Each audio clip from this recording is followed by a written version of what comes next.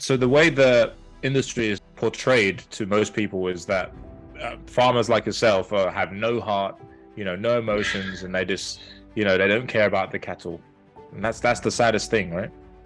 Realistically, if the animals aren't being taken care of and being treated right, they aren't going to thrive and take care of you. For example, I depend on those cows milking and producing a product to pay my bills and their bills. You're producing 3,000 gallons of milk a day.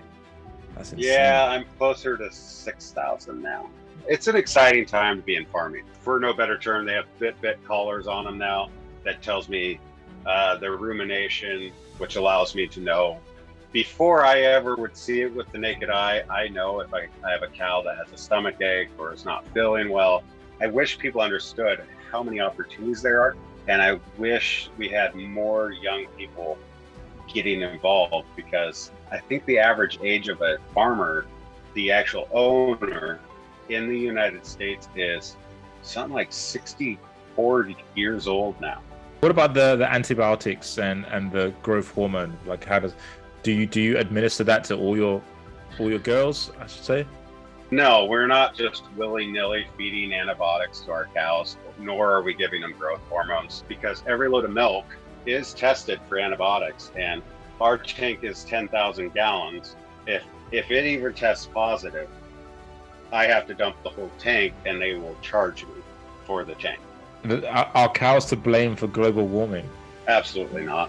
What's up, everyone? My name is Aaron Darko. Welcome back to another episode of the Aaron Darko Show. And today I have the pleasure of being joined by my guest all the way across the other side of the pond in America, in Oregon, Mr. Derrick Josi. And Derrick is a fourth generation dairy farmer, and he has an amazing story to share with us. And also, he's got a lot of knowledge in this space of dairy farming, agriculture, and everything that comes under the sun with when it comes to this topic. So Derrick actually is well, he was born into a family of farmers, right? So you are the Yeah, fourth generation, and your father started, well, your great grandfather, my bad, started yeah, started the business in 1918 when he leased 60 acres of land. Is that correct? that is correct. When he came over from Switzerland as an Yeah. indentured servant. So yeah, it's we've been on this property for a while now, and Yeah. we've expanded a little since the original 60 acres. We're 450 acres. And we just built brand new facilities that I've been in for about a month. So we're still working through the kinks and the troubleshooting, but things are going really well. Cows are really settling in. They're very comfortable and happy. Awesome. And that's what it's all I about. I'm super excited to talk to you about this because, for the longest time, I've wanted to talk to a farmer because, I'm teaching people to, eat more meat, eat more raw milk, drink more raw milk, and, eat more dairy. And people are like, Mhm. yeah, but, there's so much animal cruelty and all this kind of stuff. So I just wanted to get an idea of, so first of all, what kind of operation are you running, just for people listening? So we're running what's called a freestall dairy farm. Our cows are in buildings that they have free access to roam around in. We do graze in the summer when weather permits, but only our dry cows. Those are cows that aren't in the milking string. They're pregnant due to have a calf, so they're out on pasture. And then it's kind of like their vacation time.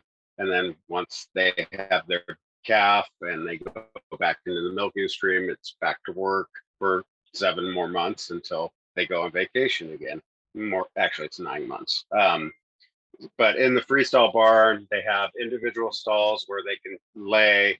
The new system is sand with shavings bedded on top, and they're I want to lay in them. They're so comfortable, and they can go. They have free choice food, 24 hours a day, water, and for about 20 minutes out of the day, 10 minutes in the morning and 10 minutes at night, they are in on the rotary getting milked, and then they're back out doing their thing, being cows. I'm actually working on getting some live streams of the barns up on my website. I'm going to have one that's focused directly on the cow brush, because anybody that's actually watched my videos knows that those cows, I have a brush that is motion activated. So if they brush up against it, it starts rotating it's like a car wash brush, and they will just work that thing over, and it's just so much fun to watch. So Right. So that's my farm. okay. So is that a controlled animal feeding operation, like a CAFO?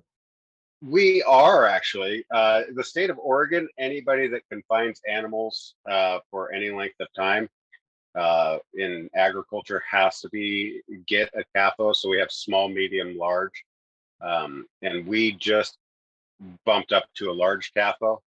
And the people have this, I don't know, this stigma about CAFOs, and what it really means is, in order for me to be compliant, I have to have manure storage for my cows so that I'm not applying when I shouldn't be. Like, in Tillamook, we get 90 to 120 inches of rain. So if I'm applying during the winter when we're having a rain event, well, that all those nutrients in the manure are just leaching into the waterways and going where they shouldn't. So we have to be able to hold on to our manure. We have to keep track of when we apply, how much we apply. We have to take soil samples. There's water samples taken on the property and in the rivers. So it actually makes for better management on farm, because we are making sure we aren't over applying. We're making sure we're putting the nutrients that we need in the soil and not any excess. Right. So what is the animal cruelty like on your farm for those people that, because there's a massive vegan movement and they're always talking about animal cruelty. Oh, So yeah. I want to get it from the horse's mouth, from you. What is the state of that in your farm? How does that work? Well, according to a vegan, everything I do is animal cruelty. But anybody that comes to my farm watches these cows as they're just relaxing, chilling in the barns or grazing out on pasture, and they don't have a problem with it. If you're a vegan, actually, I shouldn't even say vegan, because I actually have vegans that follow my page. And if you're just vegan because of a lifestyle choice and you're just minding your own business, good on you.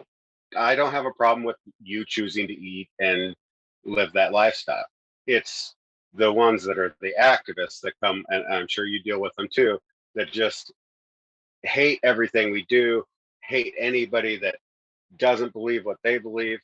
Those are the ones that we all just get tired of.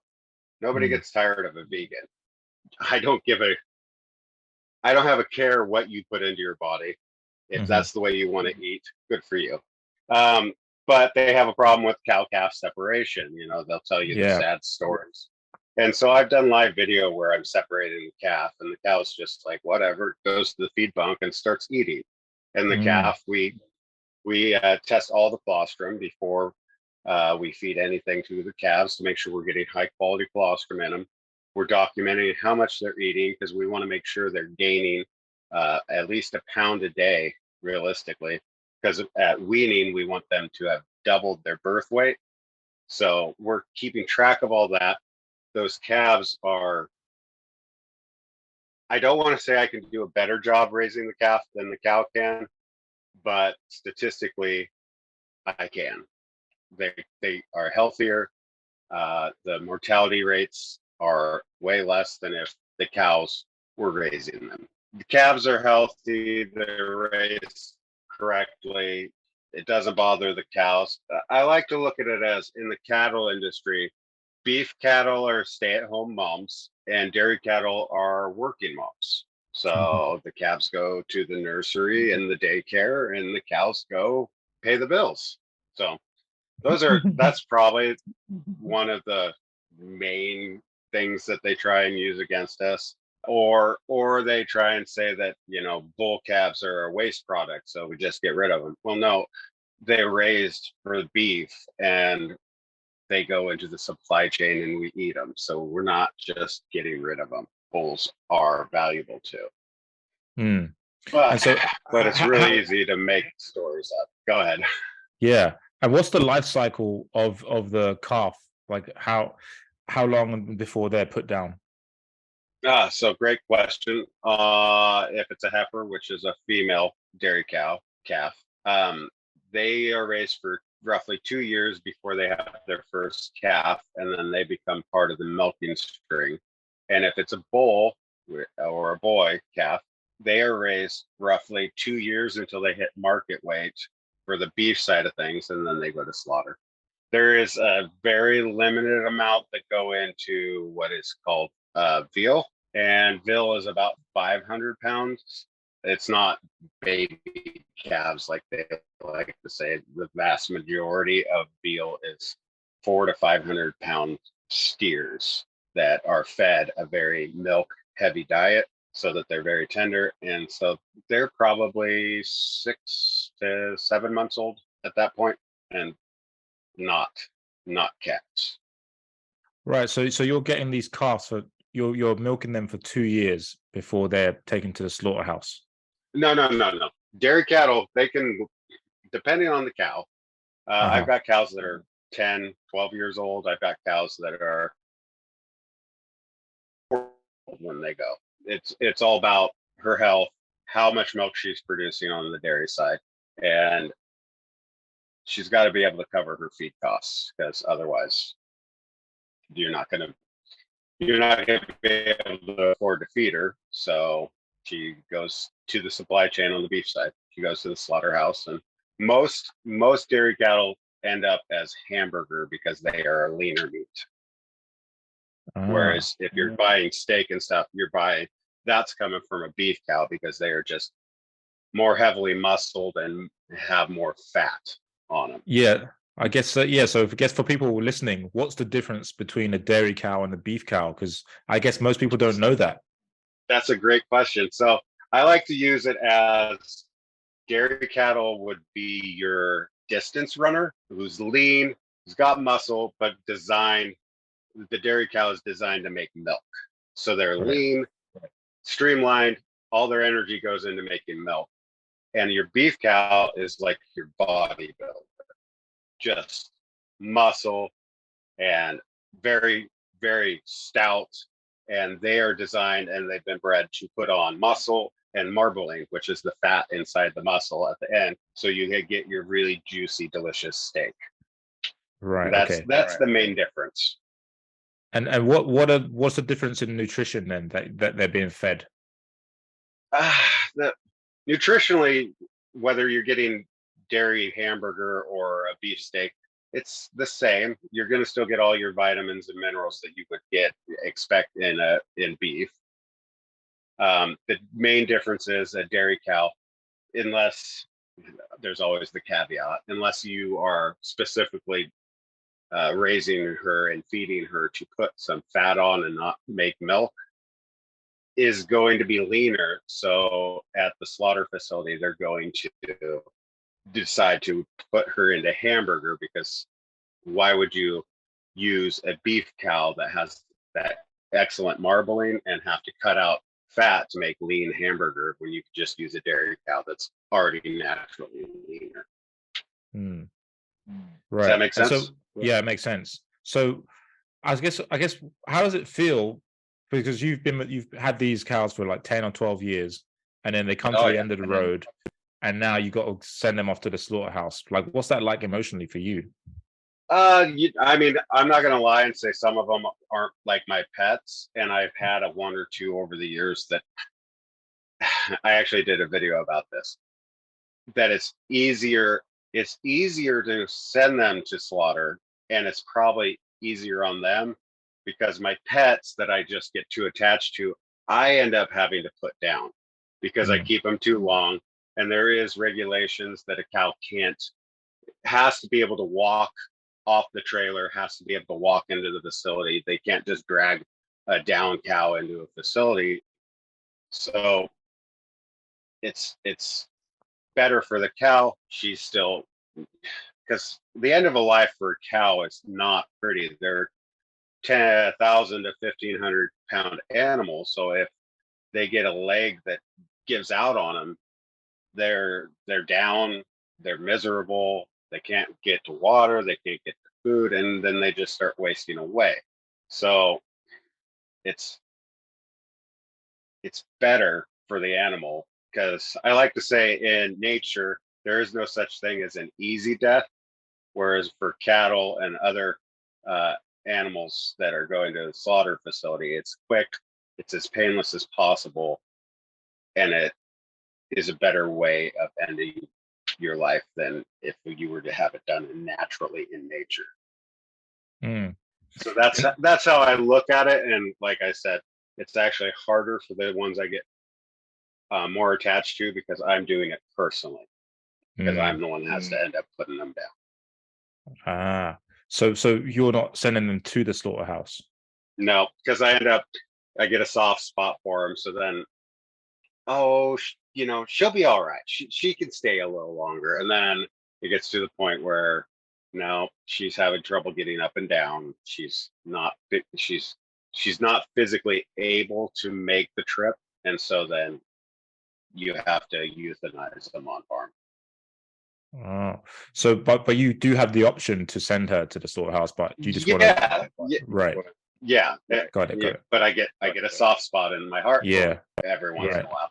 And anybody that follows my stuff online knows. I mean, all my cows have names. They're all very friendly, but every once in a while you have one that is just too friendly and is just I don't know how to explain it. They have a different attitude that is very adhering, I guess would be the right word, and so they become pets. Yeah, and so the way the industry is portrayed to most people is that farmers like yourself have no heart, no emotions, and they just, they don't care about the cattle, and that's the saddest thing, right? And that just drives any farmer crazy because this isn't an industry you go into if you don't care about animals. And it's realistically, if the animals aren't being taken care of and being treated right, they aren't going to thrive and take care of you. For example, I depend on those cows milking and producing a product to pay my bills and their bills. So if I didn't care, didn't make sure that they were being fed right, I mean, my girls have a nutritionist, which they eat better than I do. Let's be honest. I eat way too many Danishes, and it'll probably be the death of me. They have a balanced ration. Depending on their lactation, it gets formulated. My nutritionist is walking the barns. He's checking on them, making sure that their manure is not too loose or too hard. I mean, they have their own veterinarian. These cattle have better health care than most humans in the world. And yet we get this, stigma that farmers don't care about their animals, which is the exact opposite. You have to care about the animals because it's the animals that are taking care of you and keeping you in business. Mm. Yeah, and so on that note, what are they being fed? So my girls right now, they get alfalfa hay, they're getting corn silage, and then they're getting a whole bunch of byproducts. And this is the thing about cattle that makes them basically superheroes, in my opinion. They're getting mill run, which is a byproduct of making flour. It's the part that we can't digest. It gets sent to my girls and they can eat it. They're getting canola meal, which is a byproduct of biodiesel. So, and then they're getting cottonseed, which cotton gin, it's the seed from the cotton, which is great fat and energy source for them. And it's not something we can eat. And so they're taking all these byproducts and in their rumen, they're turning it into milk. Well, not in the rumen. Obviously, that happens in the udder, but they're taking all these products that would end up in a landfill and they're digesting it and turning them back into manure, which I can apply to my fields and we can make compost and send to other farmers to apply to their fields, which is building back the organic matter in the soil, which helps, take carbon out of the air when you're growing crops. So they're getting fed a wide variety of things. And depending on where you're located in the world, your cows could be feeding. In Florida, they feed orange pulp, byproduct of making orange juice. In California, almond hulls. In the UK, there's a lot of byproducts that are fed. It's they are they're superstars.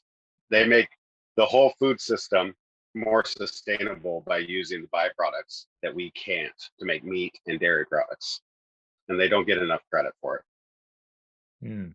Yeah, so I guess people are wondering, so how comes the cows don't just eat, how comes your cows don't just graze on the grass? Why why do they have to be fed this? Well, they don't have to be. They could Right. go out there and just be grazed. Yeah. But my dairy cattle, it's like asking why an athlete doesn't just eat one thing. These cows are like an athlete. They're designed to produce milk. So if you're not feeding them all the energy they need, all the protein they need, all the fat they need, they're not going to produce to their full potential.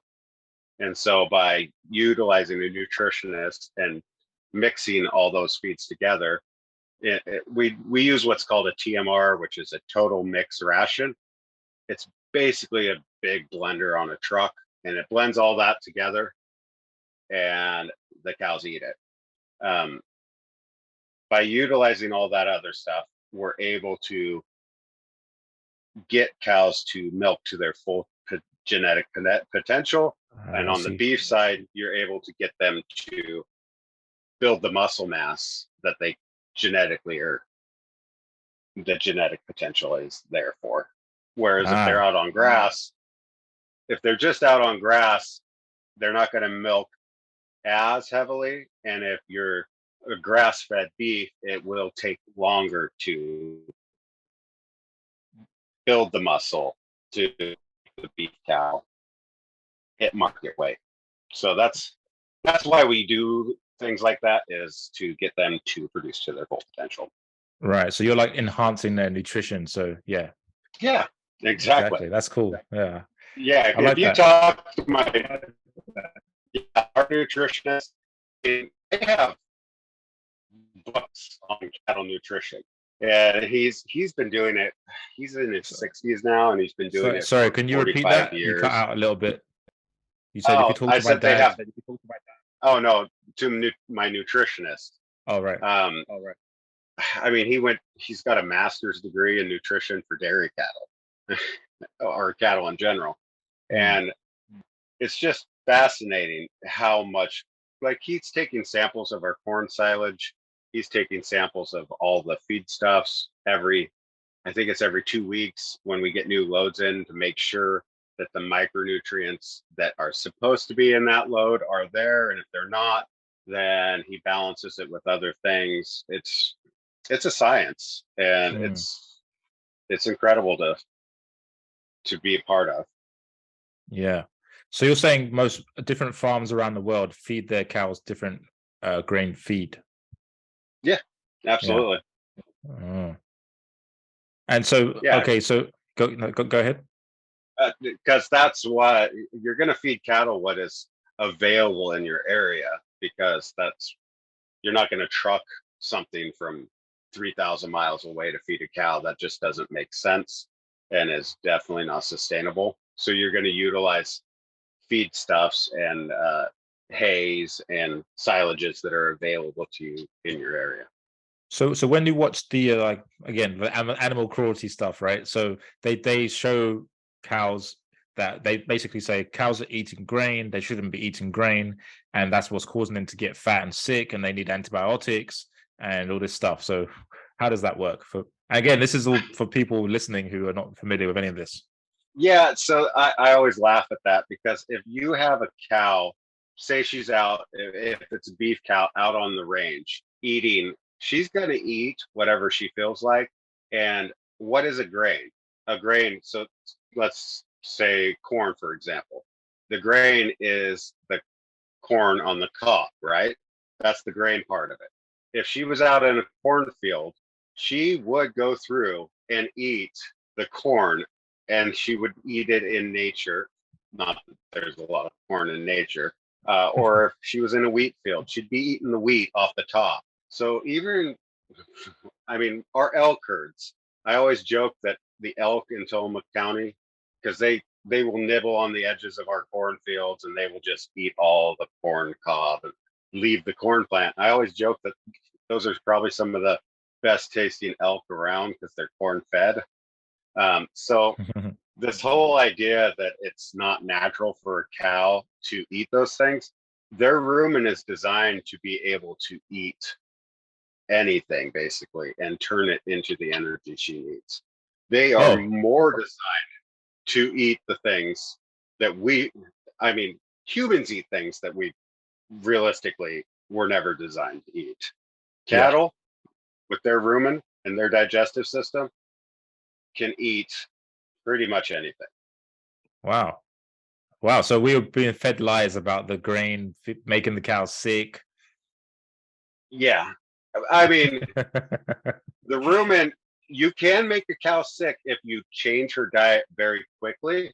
So Okay. say she was out on grass and then you switched it and took her from that area and put her into a different area where her rumen hasn't been getting that type of plant, any plant.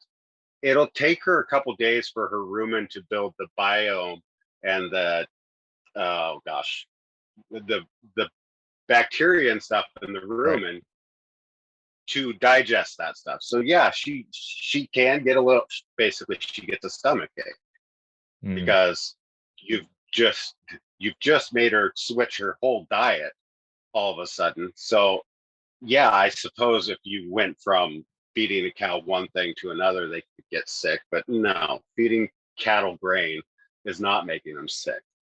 They would be getting it in nature, especially in the fall when the grasses are all headed out. Because, like I said, your wheat, your oats, all those grains is just the head and the seed on a plant.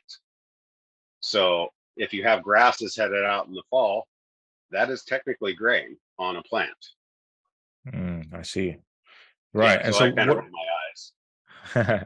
yeah. So what about the antibiotics and the growth hormone? Like how does do you administer that to all your girls, I should say? We don't, we don't do that. And I'm not very up to date on the beef herds, but I do know that some will. There's a, I forget what it is, but they put it behind the ear, and it's a slow dosage, over time to help them gain weight. But you're talking about micro doses, and it's not making them sick. It helps enhance them growing. Um, what was the figure I saw the other day? Um, anyway, so no, we're not just willy-nilly feeding antibiotics to our cows, nor are we giving them growth hormones. Most of that is extremely overblown. If we do, if I do have the option, if I have a pen that we have a case of pneumonia going through, there is the ability to feed my cows antibiotics. But all antibiotics have withdrawal times on them, things like, and so if I feed an antibiotic, it will tell me on the tag if I send this animal to slaughter, I have to wait X amount of days for the antibiotic to be out of their system. If Oh, I'm milking the cow, I have to dump her milk because every load of milk is tested for antibiotics. And so our tank is 10,000 gallons. If it even tests positive, I have to dump the whole tank and they will charge me for the tank. So wow. it's it's not worth the risk. So when we do use antibiotics, we do it responsibly. We keep track of it. We make sure that that cow's meat or milk is discarded. Obviously, you're not. You're just going to keep the cow until the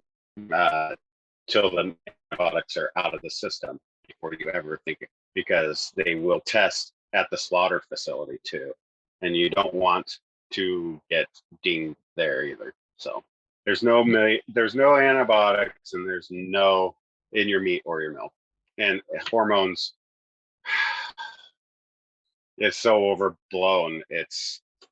I wish I had the statistic on me, but it's something like 36,000 times more hormones in a birth control pill than you would get from eating a whole cow that has been administered one of the little things in the ear when they're so it's one of those fear-based things that they try and tell you. Mm. Right. So, because a lot of people, they think, oh, I'm not going to buy the meat or the dairy in Walmart because that has antibiotics and, hormones in there. But that's not true. Not true at all. Nope.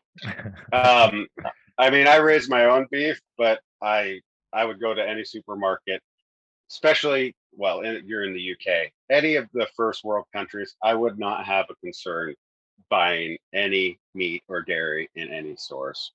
It's it's so regulated, and your food's tested so often and checked for antibiotics, and none of it's in the stores. And farmers, because if you get in trouble for it, you can lose your license to sell meat or to sell dairy products, and so it's just not even worth it, the risk. Right. And so your cows are mostly Jersey cows, is that correct? Absolutely, best type of dairy cow.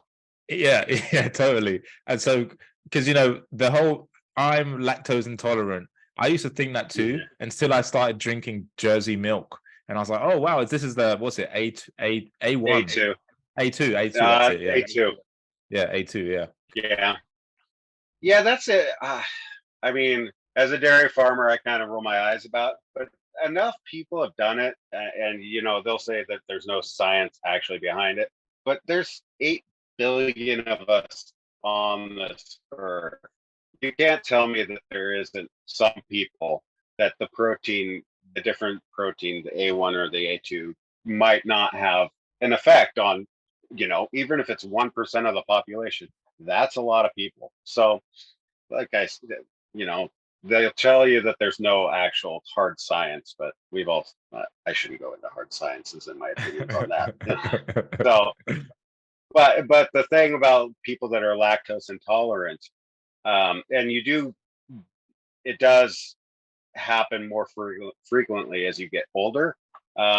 Your aged cheeses are always a safe bet because the lactose is utilized by the bacteria in the aging process on cheese. So if you're lactose intolerant, you can eat all the cheese you want. Just make sure it's a good aged cheese. Yeah. And you can also drink Jersey milk, right? Because A2 is a type of milk.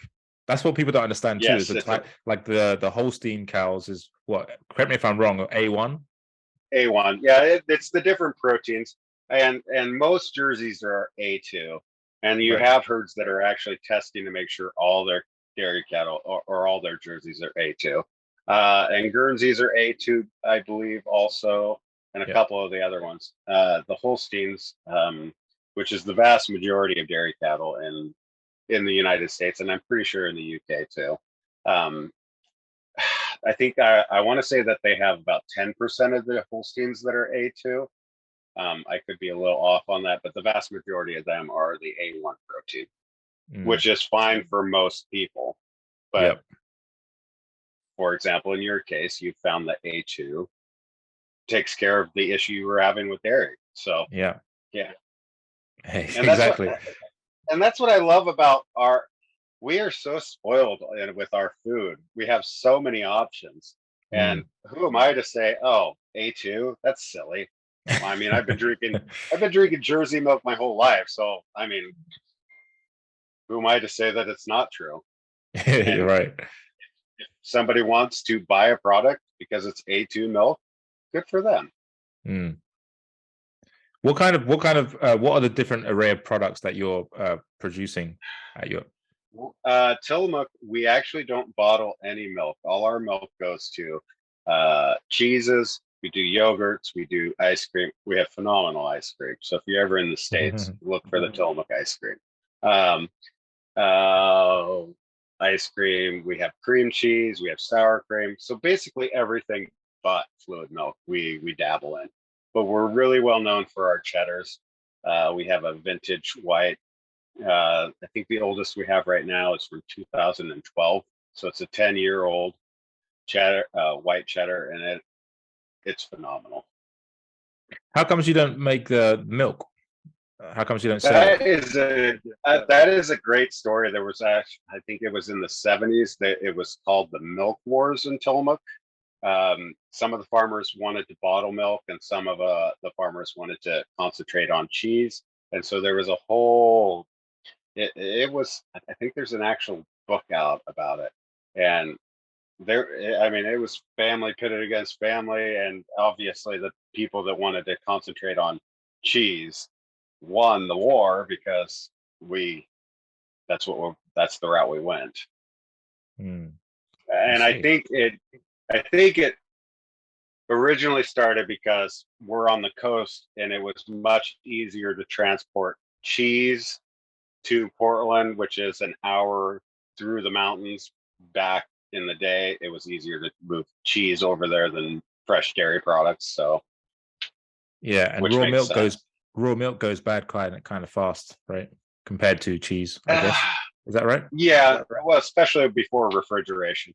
With refrigeration, things have gotten a lot better. But I mean, back in the day, yeah, you want to make it into cheese, and otherwise, especially during the summer, by the time you got over to Portland to sell your milk, it could be pretty bad if it's Yeah. 100 degrees out.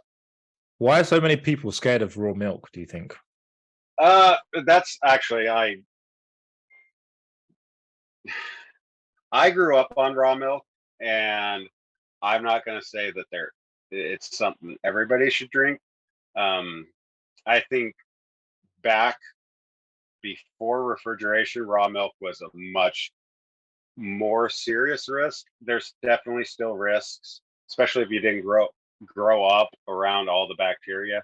Like, I'm around the bacteria that could be in my milk daily, so it's not like my body's not already exposed to anything that would be in my milk.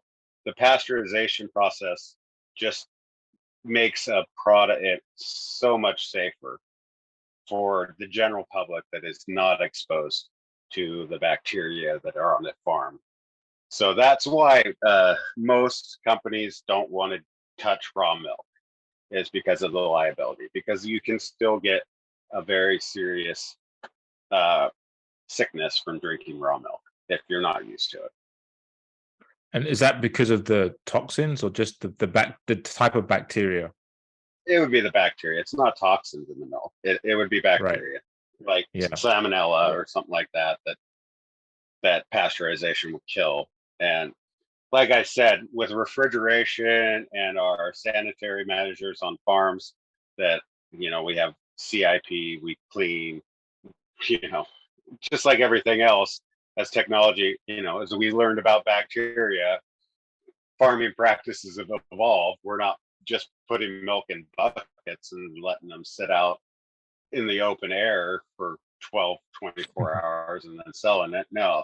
Yeah. Our milk is, as soon as it leaves the cow, it goes through a chilling process, and it's within a minute, it's down to 36 degrees and in a milk silo. So it's just a much safer product in general than it used to be.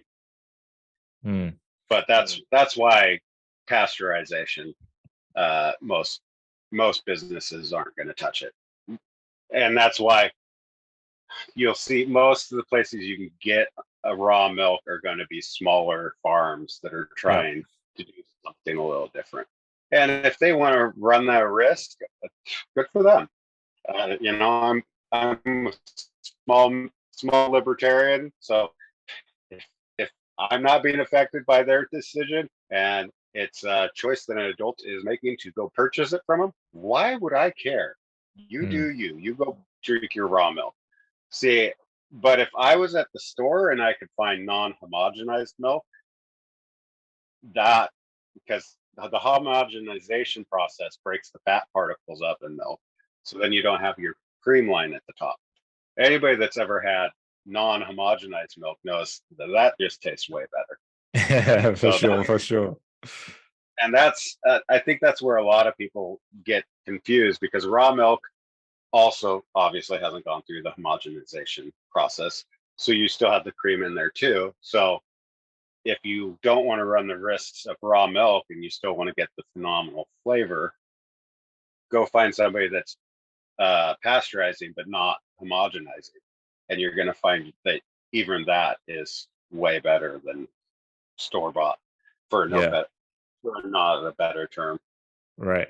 But the pasteurization process, like what I've learned about that is that it just kills most of the nutrients in the raw milk. Is that correct? No, I mean it kills bacteria, but the nutrients, and it's not going to hurt. And there's different types of pasteurization. So you have the low heat pasteurization that takes longer, and then you have the UTI, which is ultra high temperature, or so it's UHT. Yeah. And that's where they take it to a much hotter temperature. And that's where you see the milk products that you don't actually have to refrigerate, because they are shelf stable. And some people think those are delicious. I can't stand them. They're not that good. Yeah.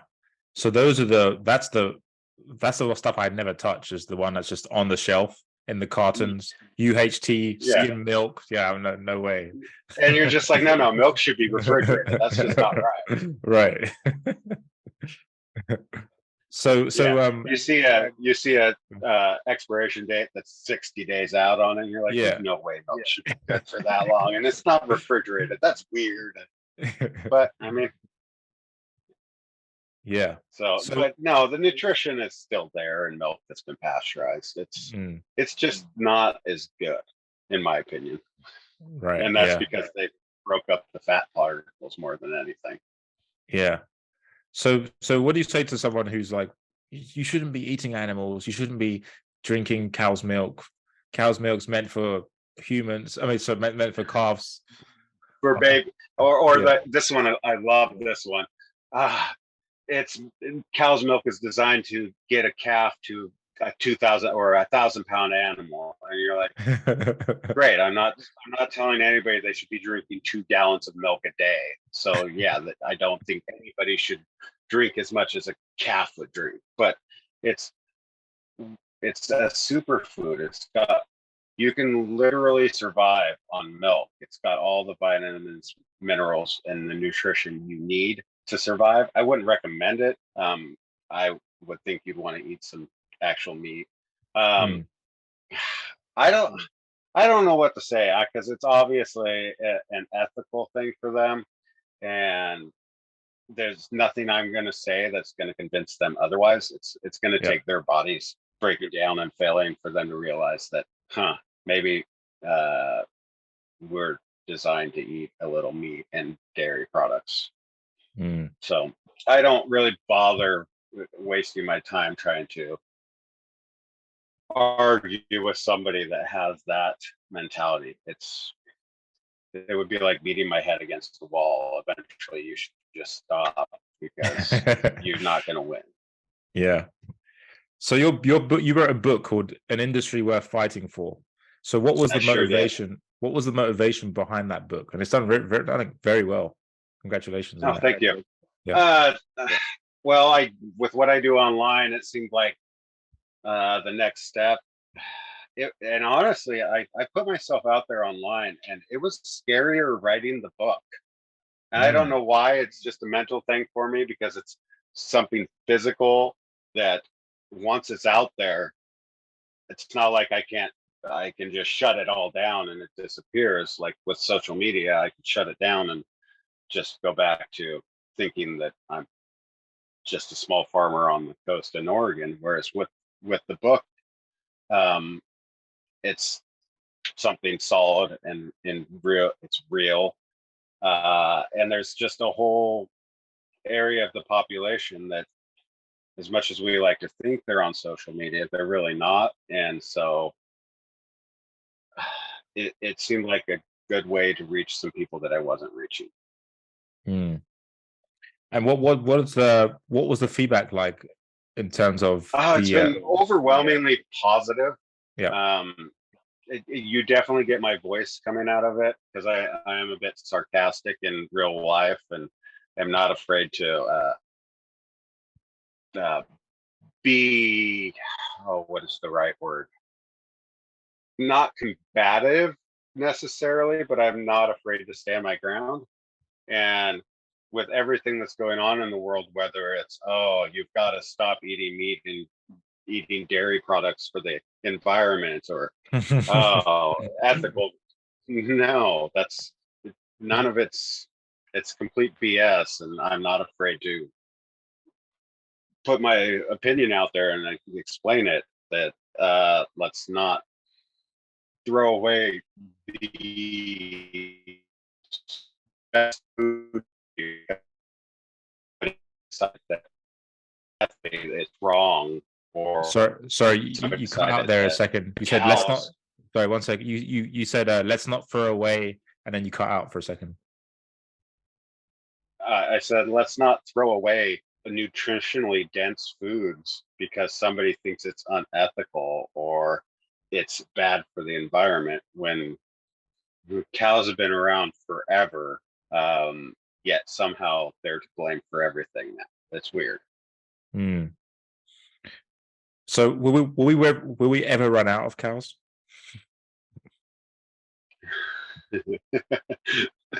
No, we should definitely never run out of cows. They are a renewable resource. Mm-hmm. Every year, a cow will have a calf.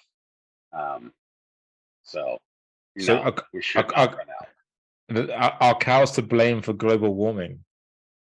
Absolutely not.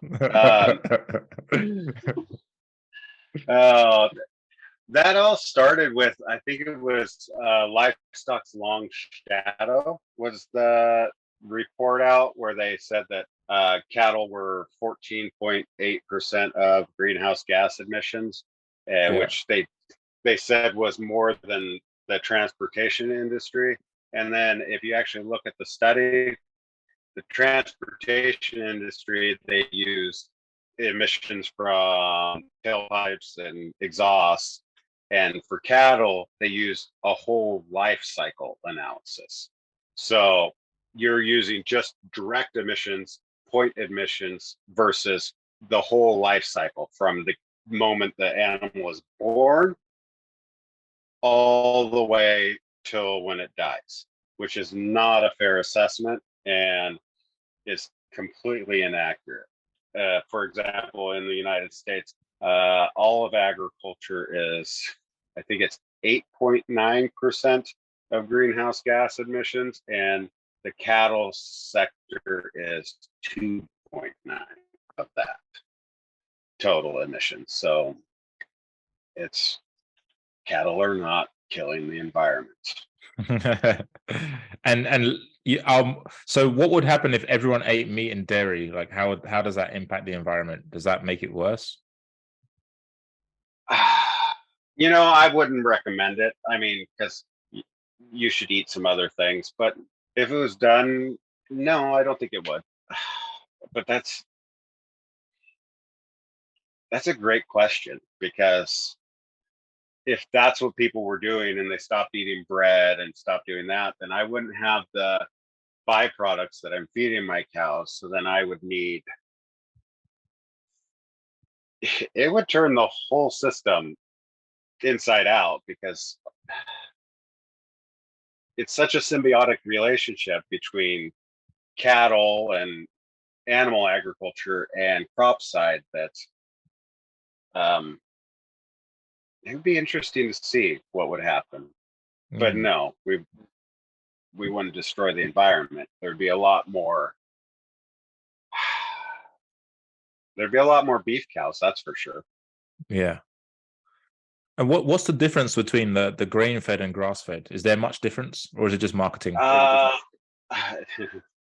there's not much difference. So I know a lot of beef cat ranchers, Mm. and the main difference is the end of a cow's or a beef cow's life. On grass finish, they're out on grass until they go to harvest to the slaughterhouse. On grain finish, you have the same cows that were out on rangeland usually, and then they go, I think it's for 6 weeks, to a feedlot where they're fed a finishing uh, ration that puts more marveling into their meat. They're fattened up for, it's literally what they're doing. They're fattening them up before slaughter, which gives you those really juicy prime ribs and those really juicy steaks. So grass fed takes a little longer, and I've seen some phenomenally well marbled grass finished beef. So I'm not saying it can't get done, and they look delicious. I prefer a well fed grain finished beef if I'm Same doing here. that. Yeah, same. So the beef cow's life in general until that last couple months is identical, and then they go to a feedlot to fatten them up. Yeah, because a lot of people, especially like entrepreneurs, they're like, yeah, I would never touch grain fed. I just want to eat grass fed. And I'm like, man, there's not much difference. But Yeah, before I believed that there was a massive difference. But the more I learn about this industry, I'm like, there's not much difference. It's just not much like, difference. The yeah, taste is different. yeah, There's definitely, and I just prefer the grain finished taste. It's just, and all the animals I raise for personal beef, they're in with my heifers that I'm raising for dairy, and so they're getting grain every day. So they are phenomenally marbled by the time they're ready for market. And most people don't know, but Jerseys are distant relatives to Wagyu. So if you feed a Jersey like they're supposed to be fed to go to beef, they are some of the most flavorful steaks you'll ever have. I see. So I'm Interesting. really spoiled. So you got all your meat and dairy taken care of. You don't need to buy anything from the store. Nope, I try not to. So the cows that you raise for beef, so you send them to the slaughterhouse and they just send you back the beef. I have a custom guy, Okay. and that's where if you're buying direct from ranchers or a grower, they're going to custom harvesting facilities. They're not going to any of the big ones. They're going to probably somewhere locally that's only doing 1 or 2 cows a day, not these massive ones that are doing 5,000-10,000 cows a day. So Whoa. I like yeah, some of them. If you ever get a chance on YouTube, look up Temple Grandin's slaughterhouse videos. I mean, they do a good job of showing that the cows are very calm, but those facilities are designed to make sure we don't run out of beef, which we can all be thankful for. But when you buy from a local rancher or local farm, you're supporting local probably through the whole system because they are going to have a local butcher doing the butchering too. So that's what I prefer to do it that way. I see. So I guess how do we know that we're buying quality dairy? Yeah, just go on taste. Quality dairy is going to taste good. And find the brands that you like. Like if you go to the store and you see the name Tillamook on a dairy product, the taste is going to tell you it's quality, but it's quality. Yeah. Do you is that the same for buying meat as well? How do we know we're buying good quality meat? Yeah, I mean, you can always go for name brand and find ones that you think is higher quality, or find local ranchers or farms that you buy from. But like we said before, I'm not afraid to eat anything in the supermarket because it's all going to meet the standards that are set. And our standards in the United States, the UK, Europe, those are some pretty phenomenal standards that they have to meet.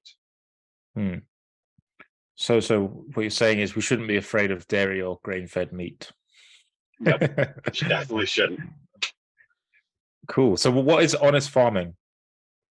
It's just, it's well, what we just did. I'm not trying to spin something. I mean, I will tell you, Tillamook is the best dairy products in the United States, but that's honest. That's how I feel. Yeah. No, it's me showing what it's like on the farm. I talk about the good, the bad, the ugly. I talk about, I had a cow the other day that tried to kill herself. She put her head under a gate and she was stuck, and we had to. If you ever had to move a 1,200-pound animal physically Damn. with two guys, it doesn't look pretty, but it happens. And Yeah. so honest farming is being willing to talk about the hard issues Mm. and admit that everything is food at the food supermarket is safe to eat, and not try and sell you on, a certain type or a certain brand, except for Tillamook. And just showing what farming really is. Yeah. That's And what honest farming is. you mentioned in some of your videos that there's lots of different ways to farm, which is I think it's refreshing for people to hear, because I think people think, oh, because you don't have your cows graze consistently on the grass, right? You put them in the lots as well, right? Yeah. Well, in barns. In the barns, yeah. Yeah, and that's exactly right. Because if I was to try and farm like they do, say, in Wisconsin here, our environment is totally different. Heck, if I was to try and farm like they farm in Eastern Oregon, where it's just high desert and they get a couple inches of rain, if I was to try and farm here like they do there, it wouldn't work. Your soil type on your farm could be completely different than the farm that is 5 miles away from you. And so you're going to do things a little different. Doesn't mean one of you's right, one of you's wrong. It means that you're doing what's right for your farm. And so I was going to ask you about the Bill Gates thing. So so Bill Gates is the largest agricultural landowner in America. So what do you think of that as a farmer? Are you threatened by that? Are you worried? No, I'm really not. Side note, my book was above his for about 3 months on the Amazon bestsellers list. Awesome. I took screenshots because I just thought that was funny. Yeah, he owns, I think he's up to like 270,000 acres or some. That's a lot of acres, but when you see number of acres farmed in the United States, I think we're at 800 and something million acres. So when you look at it from that perspective, so there's not even 1% of. So you're saying there's 800 and something million acres of farmland in America? Yes. Oh wow! So he's only got 276,000. Yeah. So it's not even 1% of the total acres. And ironically, there was a large parcel, I think it was 20,000 acres here in Oregon, that recently went up on auction, and he tried to buy, but he was outbid by the Mormon Church on that. So and there is a ranch in Texas that is something like 500,000 acres. It just happens to be owned by a family, so not a single person. So that doesn't go on the list as largest landowner. So yeah, I it doesn't faze me. I think he's doing it as a way to get carbon credits.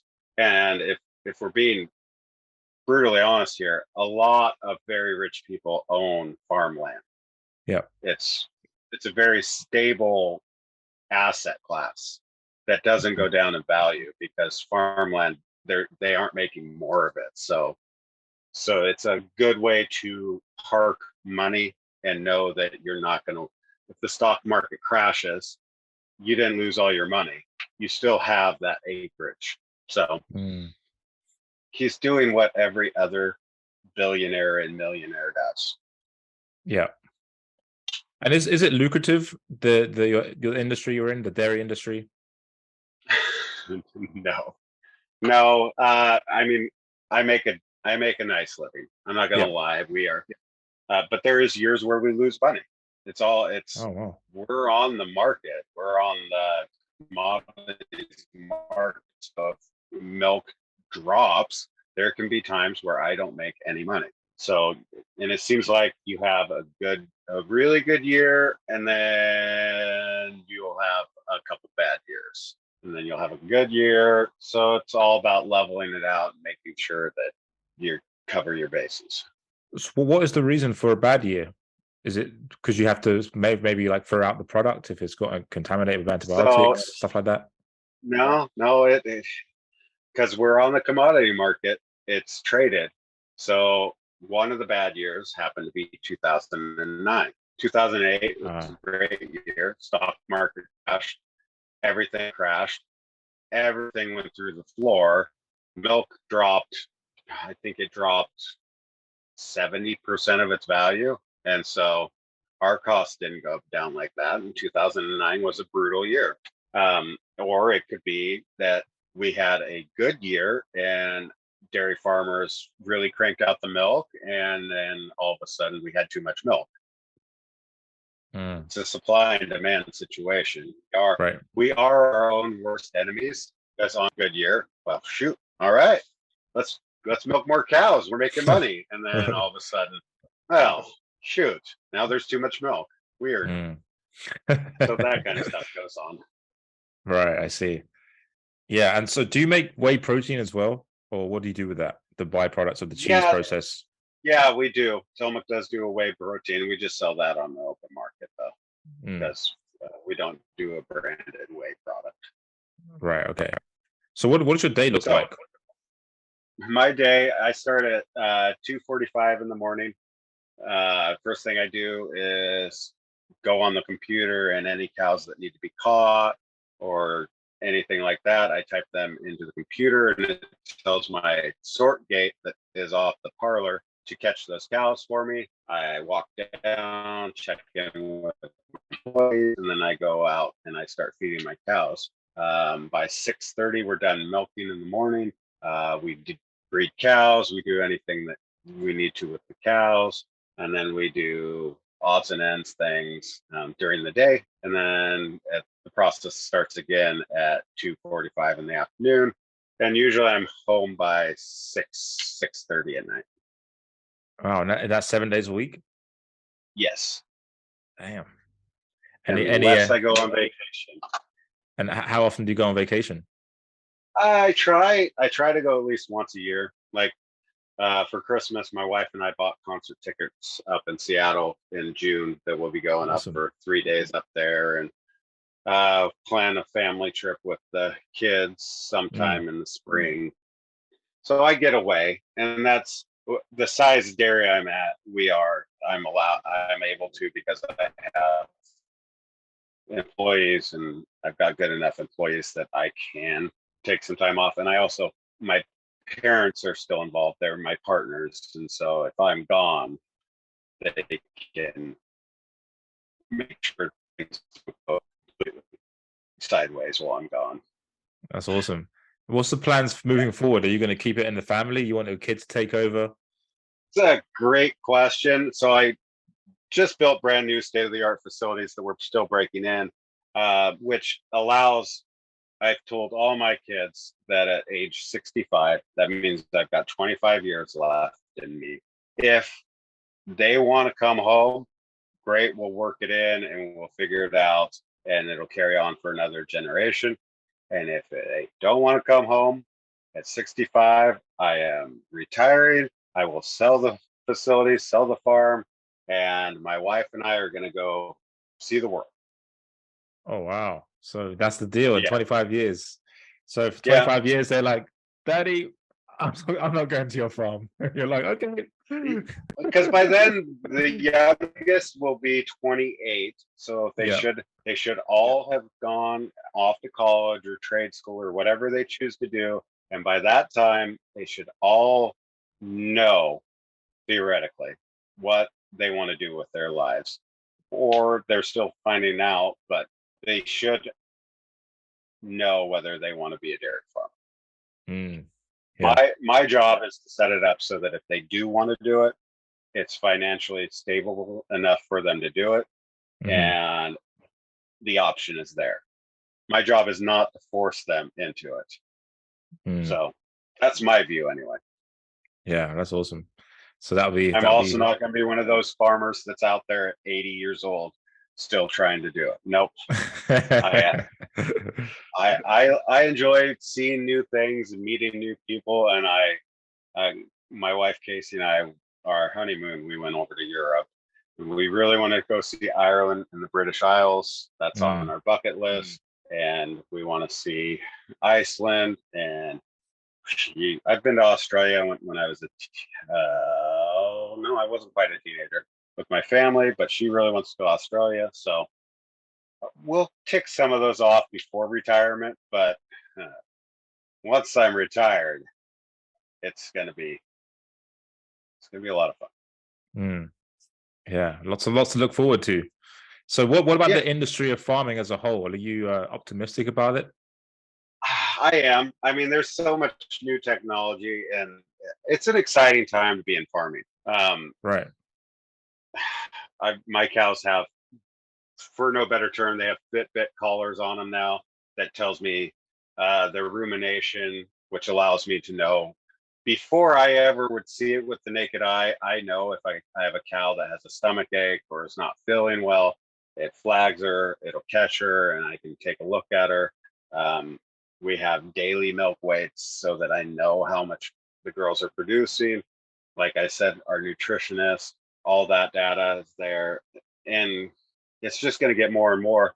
The callers that I have, they're just about to release their goggles that if I'm out in the barn with the cows, it'll pop up on the goggles that I can tap, open air. I'll look like a special person out there just tapping the air, and it'll bring up all her information. How cool is that That's to amazing. be Yeah. able to? Yeah. I mean, I've got better Wi-Fi in my cow barns than I do in my house. It's kind of ridiculous. Yeah, you must be. There's a lot of manure that you got to deal with on a daily basis. I imagine. Yeah, there is, but even that side of things, whether it's digesters that are turning it into natural gas or turning it into energy, I'm working on putting a composting facility in so that I can sell it to other farmers so that they can build up their organic matter in their soil. Because a lot of farms on the crop side, if you're crop on crop on crop on crop, you start to lose that organic matter in your soil. So animal agriculture is brilliantly able to add that back in because cow manure has a lot of organic matter in it. So Mm. I can help assist other farms to help build up their soil and make them more robust, which increases crop yields. So, like I said, the technology and everything that's going on in agriculture it's exciting. What do you wish for in the farming industry? What do you wish there was more farmers or like? I honestly, I wish there was more people that knew that farming is not, a horse and buggy and a plow behind a horse. Our tractors drive themselves. There's so many opportunities in agriculture right now, whether you're an IT guy, tech guy, or medical field through veterinarian medicine, all that. I wish people understood how many opportunities there are. And I wish we had more young people uh, getting involved because I think the average age of a farmer, the actual owner in the United States, is something like 64 years old now, which Wow. means in the next 10 to 15 years, something like 90% of the cropland in the United States has to change hands. And so if you don't have, well, for example, when I'm ready to retire, if I don't have any coming home that wants to do it, I'm going to have to find somebody else. And so if there was more young people looking into getting into agriculture, that would make it so I would be able to help get somebody into agriculture that otherwise wouldn't. So Do you that's see what I wish yourself? people understand. Yeah. Do you see yourself playing that kind of role where you're just, kind of mentoring people to start their own agriculture business or get involved in this industry? I see myself having something like that, and maybe not just giving people the opportunity to do a pilot program or get the inner city youth out to the farm. I plan on I I'm gonna build a visitor center, but I want to do works. I guess it would be like work studies groups or something like that for people that otherwise wouldn't ever have the opportunity. Because I think it would be phenomenal to get kids, young adults out of the concrete jungle and back out into nature and realize that there is some huge opportunities here, and all you have to do is be willing to go to school or get a trade school. I mean, there's a lot of opportunities in agriculture. Mm. Yeah, because you mentioned about like investing in the land, but how does, if say that someone was to invest in land, like someone's watching this and they're like, yeah, that sounds like a good idea. How do they make money out of it? Like, do they employ someone like you to raise the cattle? It's a great question. Yeah, I mean that's what a lot like Bill Gates is not farming that land. He's got he's got people that lease the property from him, so he's got rental income from leases. And so yeah, there's always options like that where you find somebody that wants to farm the acreage. You could lease it, or you can Mm. you could you can try and learn how to farm by the seat of your pants and just go all in, and you'll find out that it's a lot of work, but it's a good way to live. Yeah. Yeah, that's a deterrent for a lot of millennials, right? Work, had hard work, like like you said, moving a 1,200 pound cow with two guys. Yeah, yeah, it's a little bit of a worry. Yeah, that. But then you also see the people that have started their own. There's a lot of millennials. Millennials get a bad rap. There's a lot of them that are out there doing that exact thing, learning, Mm, going back to the basics. And honestly, I think the pandemic, uh, at least here, helped shape that because we have more people that started raising their own animals or decided that if they were going to be stuck in their house or their apartment, that they might as well find something that had half an acre. And then they're like, well, what do I do with this half acre? So they started a garden. I mean, mm. even little things like that give you a better. I hate gardening because I can barely keep the plants in my garden alive, but I can grow several hundred acres of corn, no problem. So Mm. gardens give people a very good appreciation of it's not that simple to grow your food. Yeah, for sure. Yeah, so you're Oregon's favorite dairy farmer. Yeah. Uh, I think that's depends on who you're talking to, but I did put that on my website, didn't I? Yeah, and you're producing 3,000 gallons of milk a day. That's Yeah, insane. I'm closer to 6,000 now. Damn. Wow. Yeah, That's crazy. So how many cows is that? I didn't even ask. we are at 800 cows right now. Whoa. Yeah, 800. yeah. When I've got my facilities up to capacity, I'll be right at 1,100 cows. And they're Just all doing their healthy. thing. Most of them Yes, are all healthy. health. Oh, all healthy. They better all be healthy. I mean, that's why That's they amazing. they're healthy. Yeah. That's a lot of work to keep, what, 800 to 1,100 cows healthy. Hmm. Mm. It's a full-time job. It's weird. Yeah. So is But there that's any no, go other ahead. last comments you want to share? Anything you'd like people to know? Because again, this audience that you're talking to are very green in this space. You know, they're not farmers, but they're very much Yeah. interested in their health and improving their health and understanding where their food comes from. And honestly, I think that's great. And I would encourage them to continue to learn. Mm. And like I've said before, your food choices, you do what you feel is right for you.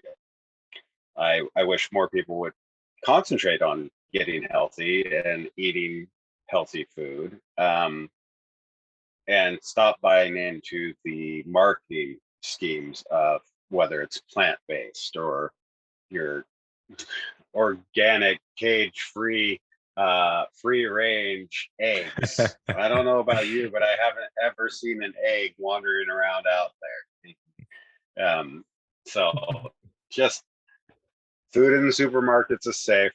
Just eat healthy and stop eating so much processed garbage. We'd Mm. all be better off. Mm. Yeah, And absolutely. I'm guilty of it too, We especially all around are. Christmas time. Yep. Yep. All those mince pies, cakes, Oh, bakery, oh pastries. yeah. Pastries, cream cheese pastries. Oh, yum. The cream cheese is from So, Tillamook, though, right? well, no, because I'm buying the one from the supermarkets. It's whatever the cheapest cream cheese they can put on there. And Tillamook cream cheese is the higher end stuff. So I'm not eating my Tillamook cream cheese on my pastry. Wow. I know. I should really do better. See, I told you, even I can do better. But don't be afraid of your food. That's what I would tell people. Hmm. And so your philosophy, so like I always ask my guests this question, like what's the meaning of life in your own words? Because I'm sure you have some, from a farmer's perspective, how you view the world is different to a lot of people, I guess. So what's Uh, the meaning of life? the meaning of life is to make sure. That's a great question. My philosophy in life is to make it so my farm, if they want to, I'm the fourth generation. I want four more generations to be able to farm the same land and leave it better for the next four generations. Hmm. Yeah, that's beautiful. Awesome. Long may the legacy continue. Exactly. Yeah. Because that's obviously near and dear to your heart, being the fourth generation farmer already, and your Yeah. whole family has been farming, so you've got to continue the lineage, right? Yeah. Yeah. That's the goal if Mm. they choose to. Yeah. Awesome. Well, Derek, it's been a really great talking to you, and I'm sure people have got a lot of insight. I've certainly learned a lot just talking to you and learning about the industry of farming and the misconceptions that we are forced to, well, not forced to believe, but heavily pushed to believe. Push Um, to believe, yeah. yeah, yeah. And so I'm glad you cleared some of that up for people. So where can people find out more about you? You can find me at TDF Honest Farming on Facebook, Instagram, and YouTube. Yep. I am at Derrick Josi on Twitter and LinkedIn. And I also have tdfhonestfarming.com. Awesome. That's all. All right. So I'll link you up in the show notes. And yeah, thank you very much for your time. And I appreciate it. And all the best with your farming moving forward. Thank you. Thanks for Yeah. having me on. Thanks. Appreciate it. Bye. Bye.